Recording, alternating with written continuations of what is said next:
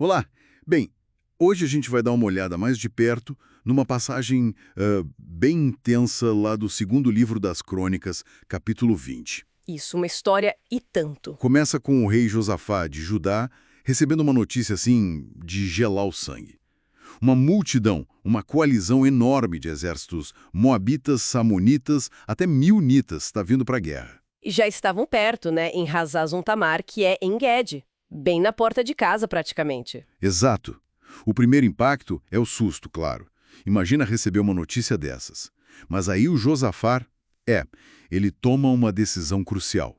Buscar o Senhor. E não sozinho, né? Isso é importante. Não, ele convoca todo mundo. Proclama um jejum em Judá inteira. O pessoal vem de todas as cidades para buscar a Deus junto com ele. É uma resposta coletiva, sabe? Uma mobilização impressionante baseada na fé, logo de cara. E aí tem a cena no templo. Josafá faz uma oração pública. É muito forte. Ele apela para Deus, lembra das promessas, da aliança com Abraão, do próprio templo que foi dedicado ali. Reconhecendo a soberania de Deus sobre tudo, né? Sim. E o ponto alto da oração é quando ele diz, basicamente, olha, a gente não tem força contra esse exército todo. A gente nem sabe o que fazer, mas nossos olhos estão em ti.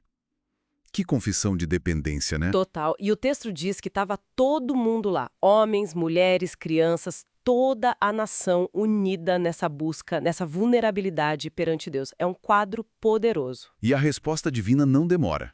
Vem através de um levita, Jaaziel. O Espírito do Senhor vem sobre ele ali no meio do povo. E a mensagem é direta, né? Muito. Não tenham medo, não se desanimem por causa desse exército enorme. A batalha não é de vocês, mas de Deus. Isso já é incrível, mas aí vem a instrução. A instrução. Essa é a parte que desafia a lógica, né? Completamente. A ordem é: marchem contra eles amanhã. Vocês vão encontrá-los subindo por Ziz, mas não lutem.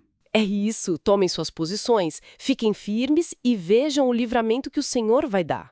O Senhor estará com vocês. Quer dizer, ir ao encontro do perigo, se expor, mas a ação principal é confiar. É paradoxal. É uma prova de fogo para a fé e para a obediência, né? Ir para a guerra sem lutar. Exatamente, a ação é crer na intervenção divina que foi prometida. Aquela vulnerabilidade da oração se transforma numa ação de pura fé. E o povo responde bem. Josafá se prostra, todo mundo se prostra em adoração. Os levitas, então, começam a louvar a Deus em altíssima voz, já celebrando, né? Antecipando a vitória pela fé. Na manhã seguinte, Josafá ainda reforça para o povo: tenham fé no Senhor nosso Deus, e vocês serão sustentados. Tenham fé nos profetas dele, e vocês terão sucesso. E aí ele faz algo ainda mais inesperado. A estratégia de batalha, né? Pois é.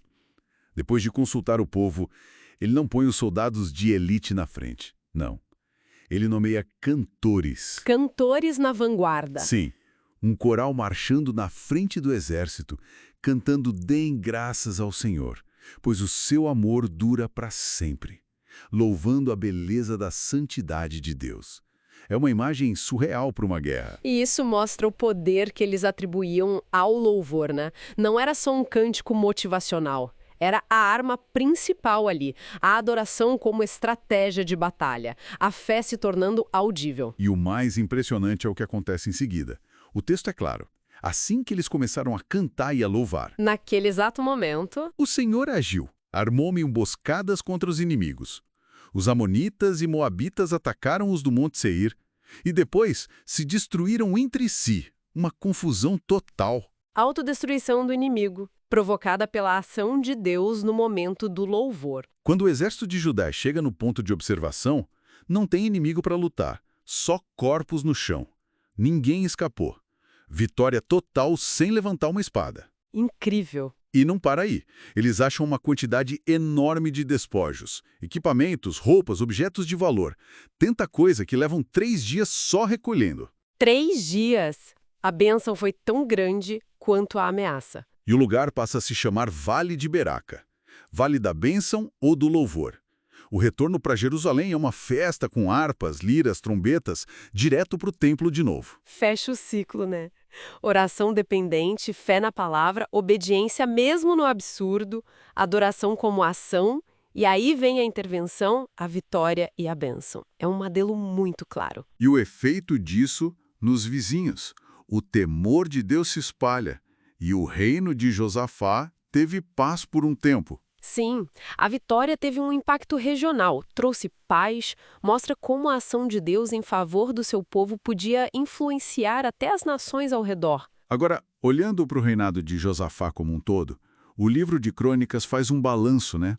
Diz que ele andou nos caminhos do pai, Asa, fez o que era reto. Mas... Sempre tem um mas, né? Tem ressalvas.